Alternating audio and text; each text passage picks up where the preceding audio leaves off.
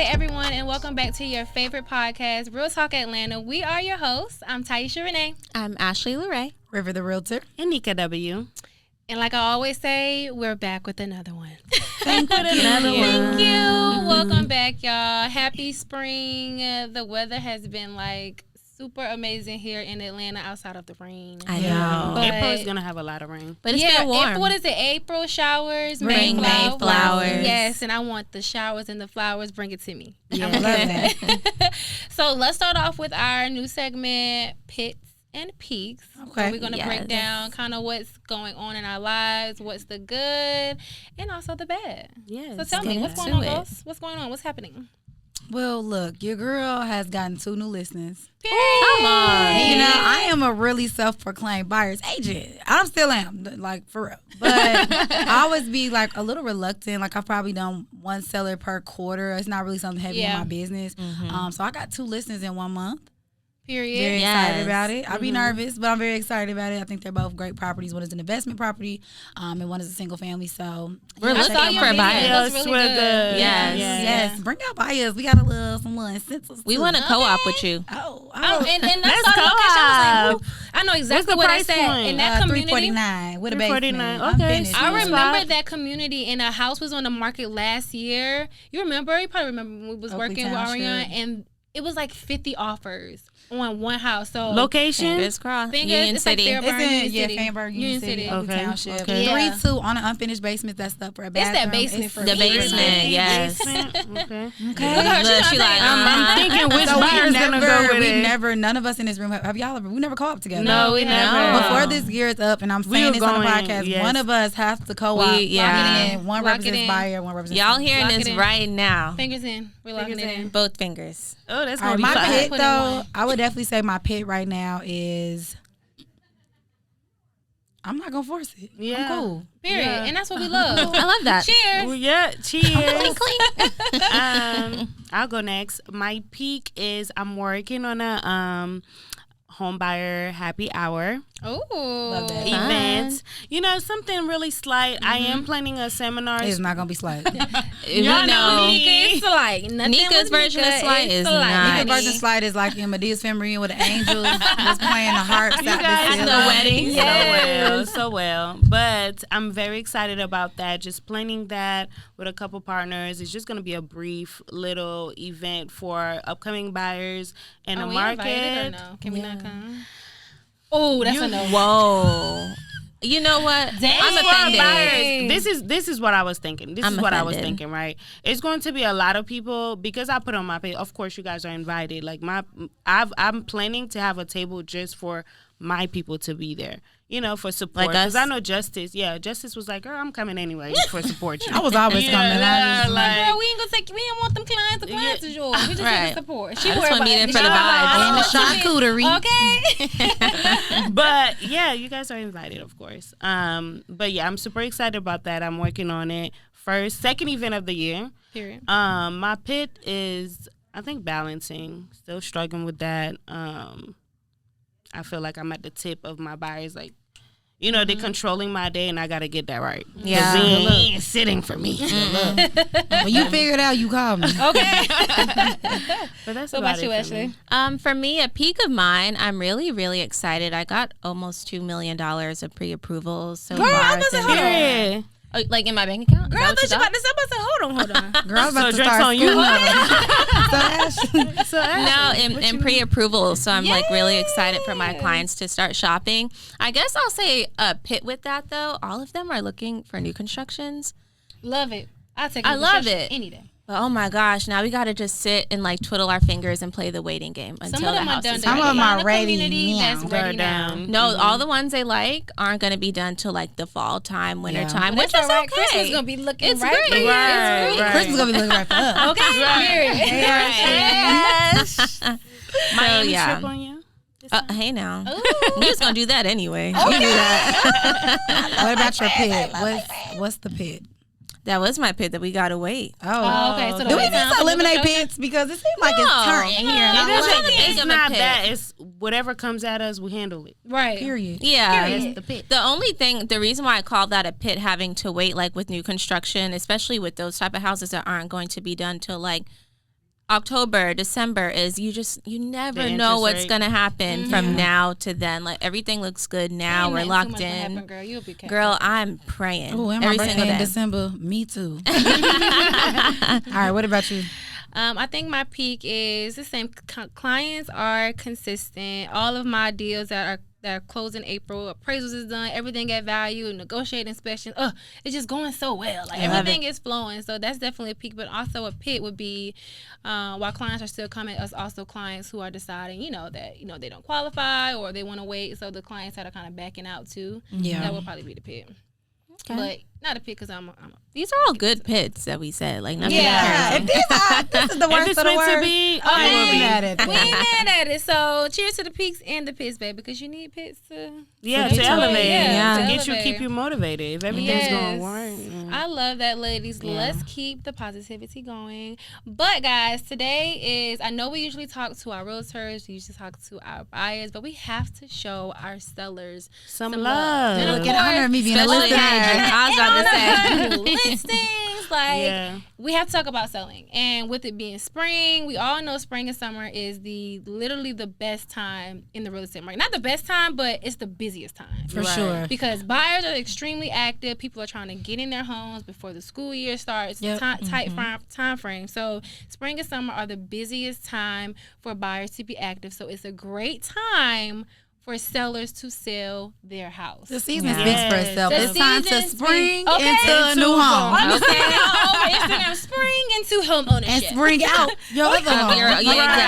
Exactly. And the thing is, sellers, we are telling you right now, we have pool of buyers that we're working with. We have pool of buyers reaching out to us. Mm-hmm. So reach out to us as well to make sure that we can find a buyer for your house. Yeah, that is so true. There's so many families, especially like right in the summertime when the kids are out of school and like in between that, like well, it's been so long since I've been in school. How long do the kids have out? Oh, girl, you just got out. Come on. Yeah, like 3 months. So that 3-month period where families are looking to kind of relocate and kind of transition. Yeah, it's a great time to sell your house. That summer market is hot. Okay, we love it. We already feeling it. Yes. Okay, we are already feeling it. Okay, and while there are so many options, so many reasons why you should sell your house, we're just going to touch on 3. Mm-hmm. Just to give you a little big one. If you want to hear a little bit more, you can give us a call. Yes.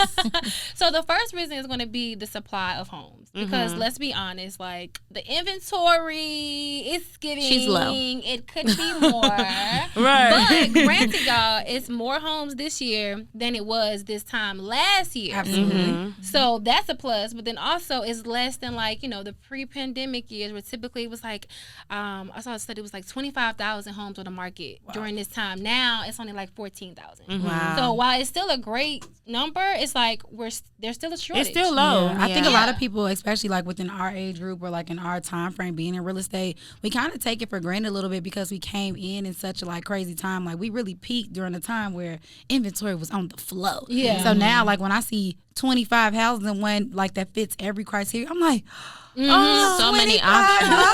I'm overstimulated, but it's still not anything close to what it was pre-pandemic. The inventory is still extremely, extremely low with how many people are getting these good jobs, relocating and wanting to purchase. So having a piece of property that you can put on the market and you can go upgrade something it's your season. Oh, it really is. And I'm your reason. Oh, you and these rhymes, Dr. Seuss. We gotta write these quotes down. Y'all know they keep telling me I look like Eve, so I'm really trying to take it. Yeah. Her pen game is crazy. Pen game. What I've been seeing on I literally just sent a weekly market update, is that the supply is still low. We need more homes on the market. And even if there's homes on the market, I feel like they're not quality products. I was just about to say, let's emphasize we need good quality products. So if you know, if you're the home that you're selling is in good condition, you've been taking care of your home, you know it has great potential. Even if even if you want to sell, it's still a great time to sell. But if you have that quality product, now is the best time to sell, because now people are looking for a really nice home, especially on the resale side, to buy. So and we're seeing the multiple offer situation happen. Not every home, of course, but I've seen quite a few where you got another offer, and this is even after the house has been on the market for a long days. Look at my face. And you thinking you could go in and lowball, but they're We have options. It's picking up now, so you I don't gotta like pay to it. play. I never liked it. I never did. I like that for us. I had a client What can last you do? week. We put an offer in on the home. It hit the market at 1 o'clock. My client was out there by 3 o'clock. Offering by 5 o'clock. He said, we want to wait to see what the market bears. I just gave you what you wanted. Okay, like, what the seller want? Let's on? talk about it. And I think that just really goes to show, like, even though it is kind of looking a little bit more like, it's really still a seller. Like, sellers can really still have their way and really walk away with good profit if you put a good product on the market. Absolutely. Yeah. And what's the number one thing that, like, super important when you think of, like, a home's value or what buyers look at? Location, right? Location. Yeah. For sure. So if you know location and structure. Yeah, if you know you purchased a home somewhere in a good location where there's a ton of developments and that area is booming and you know that you have a ton of equity, go ahead and sell it. You know? That's good. You can buy another one. Exactly. Which leads into, because there's so much activity, the profit that sellers can get right now. Like, it can be high. Like, even if you have to give closing costs, like, it still can be a good profit for you to get. Yeah, Absolutely. I was looking at a settlement statement of one of my closings this past month. The seller had contributed about $7,000. They were still working out with $200,000. Yeah, profit. like, what's a little? That's crazy. I should have asked for more. I should have asked for more. Exactly. No, I'll be honest. With both of the listings I had, of course, when I was like first meeting with them, kind of doing the walkthrough, taking different assessments of what the market looks like, what the trends are. Because when we meet with these sellers, we go ahead and see like what's going on in your area, not even just for purchase price, but I look at concessions. Okay, on average in your area, sellers are giving anywhere between $5,000 and $10,000. So I'm always going to put the max because I want to give you your worst case scenario. I'm talking about I factored in all this amount for like concessions, all of these things, and same thing with my client. She's still walking away with somewhere between $250 and $310. Okay, on like super crazy spectrum. So I'm like, literally, if the absolute worst things happen to you. And you have to replace the floor still walking carpet, away with a you bag. still walk away with $250,000. Which is why I think God. sellers are, I don't want to say eager, but a lot of times sellers are just kind of throwing the money out there because it's, what's a still little getting $5K, a couple $1,000 when you're making like hundreds of thousands. It cares, matter. you know? But keep in mind, it's not every seller now. Right. Oh, It yeah. has to make sense when, how much you put into the property, what the area is doing, like different things factored, which is what you need a realtor for. Absolutely. To run those reports, run those CMAs, and tell you exactly, like River said, worst case scenario, we're looking at all these things to let you know exactly what you can get. So don't feel like if you contact a realtor and it's like, okay, well, I'm not getting that much, then it's just may not be your time. Right. Yeah. May not be your time to sell. I think that's a good thing to think about too, though, because I do think some people who are listening right now who bought their house in 2022, like, I'm about to go sell my house. Right. Who are six figures. Slow it down. You have only paid maybe $2,500 Right. off of your original purchase price. seriously. We talking about people that have been well established in their homes, have built some equity. Like, if you just bought your home 6 months ago, we not talking to you. Yeah. Settle down. Yeah. This is even for like if you bought it in 2019. Like I said, my Yes. seller, she bought it in 2019, sold it in 2022. We're gonna say 2021 and 100,000. beyond. Yeah, Yes, 2021 yes. and beyond. I know Yeah. a couple sellers are playing the long game, the numbers game, which is holding their properties for equity. Equity is really important, which is like one of the biggest thing when you're purchasing real estate, right? So you have sellers they have the properties, they're renting it out right now, but I know in 2 or 3 years they're about to make a bag. Okay. That's the A point. bag. And it's all about timing when you're selling your property. Yeah. Absolutely. And the time is now. Yes. The time is now. Spring Right now. is here, and the buyers are out. So if you are looking to sell for max profit or want to sell, contact us. We can let you know if that's possible right now. And then let's go to the last point, y'all. The last point is lifestyle changes. Everyone, whether it may be a new job, your kids are going to a new school, or you just want your kids to go to a new school, you have to ask yourself, does this home still fit my needs? Yes, absolutely. I'm so glad you mentioned that because I just had a conversation with one of my clients last week because she was looking for a new construction townhome. And, well, she was looking at a single family, too. It's just her and her dog. She's still pretty young. And so she was like, I don't know if I want, like, a single family home or this or that. But I'm like, of course you always want to plan ahead and for, whatever the future is going to hold. Right. But you have to kind of fit the home into your lifestyle right now. There's no reason why, if it's just one person in a house, why you would need like a 3,000 square foot home. Like, what are you going to do with that? Right. Now, it's different. Of course, you never know. You may get married in a couple of years or have babies, but you can always get another house then. Just kind of figure out what type of home you need for right now. That's my I biggest think thing. it goes hand in hand with like the selling aspect of it. I think buying a home is such an emotional piece, right? You buy a home, and especially when you have kids and you do have a family and you've built memories in that home. Yeah. You stay in that home, and I think we get attached to it. But sometimes I really urge people to reassess where their lives are now and when they bought their home, right? I have clients that are like, okay, when I bought this home 10 years ago, my child was 8 and 9. Yes. Now they're in college. It's just me. I'm by myself. I want to downsize. And it's like you stick yourself in this box and you just hold on to something that really just doesn't make sense. If you know you're in a position where it's like, okay, where my life was when I bought this is not right now, it might just be a good time for you to sell, take that profit, and really go buy something that fits where you are in your life right now. Right. Especially like you said, the kids are in college. Maybe you can afford to downsize. And even when people get older and you have those 2-story homes, maybe you need to convert to a ranch. Like you have to ask yourself, what makes the most sense for me right now, and kind of sometimes you just have to put the emotions to the side, even though it's like extremely hard, especially when you're attached to something. So I'm glad you said that, because I've had a client before actually where her kids were in high school and she was like, they're not out the house yet, but I need to start planning for when they're gone. It's going to just be me. And she's like, of course, I bought the house with kids and a family, but I need to kind of figure out what my next steps are going to be. Now, my mom said that, and I was so hurt. I've only lived in one house my whole life. So she's still in the house? She was talking about it, and you know me, why you always trying to run something? Why are you doing that? But that's like where I grew up. Everything I know about my childhood and my life was in that one house. And then I started thinking about it, and I realized, you know, my parents are a little bit older. All of my siblings are grown, gone. We got a 3-story house, basement, upstairs. And my mom is like, girl, I'm hearing stuff. Who's going to clean it? That too. And I'm just thinking, like, you know what? Your life looks different than it did 26 years ago. They bought their home right when I was born, pretty much. So I'm just like reassessing your life. It's important. It's important. I've came across a seller with the house that we're actually putting an offer in. She was letting her. Y'all, it's gonna get messy. Her husband was cheating on her. Listen, no, that was crazy. Her husband was cheating. She bought the house with her husband, cheating on her, living in the house with somebody else she knew it. She paying this house for 20 years, a $5,000 mortgage. With the man in the house. With the man in the house. The house has been sitting with nobody in it for years.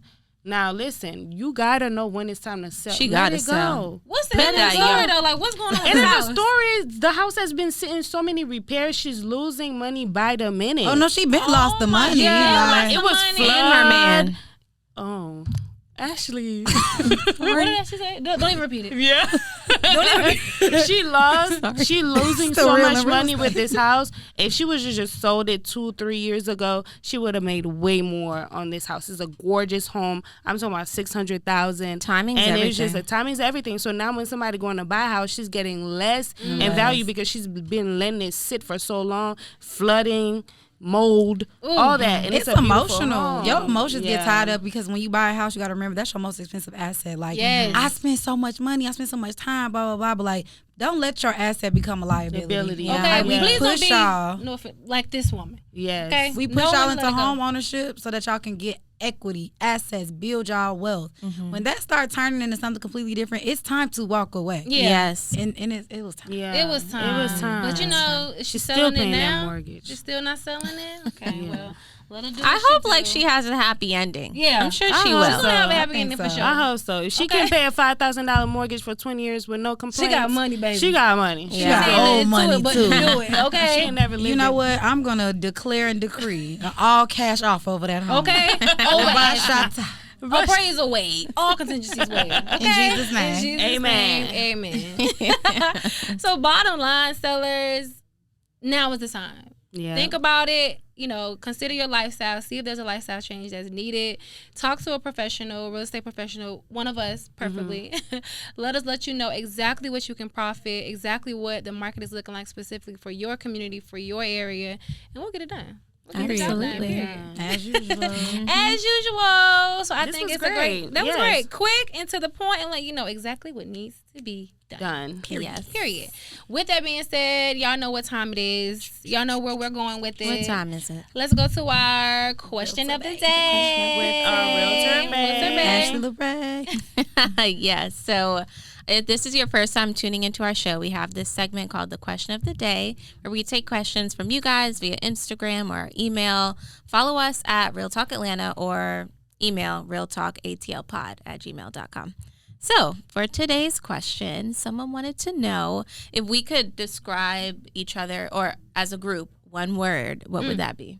Easy. Boss. Oh, that's good. I love that. Yeah. That's so good. We work hard. I was gonna say like Easy. goofy. Like something That's what you think of us, clowns? Oh my God, never. No, I'm not gonna lie. Y'all are silly as I don't know. No, we have fun. Behind this camera, we really do be goofy sometimes. But goofy, but we handle business. Oh, absolutely. Yeah. Honestly, my word would be turn. Okay. And I mean that on the business tip and in real life. Yeah. Like, Young we and not turn. just turn on Instagram. We turn real life. real life. Okay? What they say, really have emotion. Okay. No, my word would be hard workers. We work Yeah. hard, That's good. especially for our age. I'm very proud of each one of us. Okay, let me because- change mine. No, We're really. clowns to you. Yeah.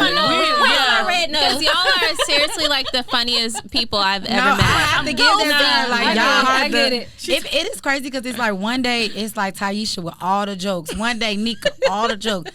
Ashley got jokes every day. Like, every day is Ashley time. But like y'all really like as a group, we are pretty goofy. Yeah. Okay, I'm gonna change mine also. I will say inspiring. Because I think we're inspiring not just to each other, but also to other people, or we may not even realize our influence. So Yeah. We That was a are good one. turned, inspiring, hardworking, goofy bosses. Okay.